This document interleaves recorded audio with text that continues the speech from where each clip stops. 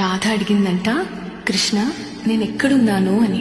అప్పుడు కృష్ణుడు, నాలో, నా ఆలోచనలో, నా ఊహల్లో, నా జ్ఞాపకాల్లో, నా ఊపిరిలో అన్నాడంట. అప్పుడు రాధ అడిగిందంట, కృష్ణ నేనెక్కడ లేను అని. అప్పుడు కృష్ణుడు, నా తలరాతలో అని మూగబోయాడు.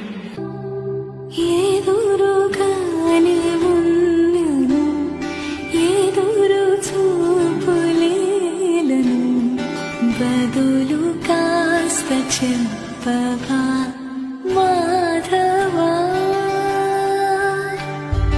పొగడమంటూ అడగను, ఏ మారము చేయను, కనులు రాసి లేఖను చదవవా. రాధ అడిగిందంట,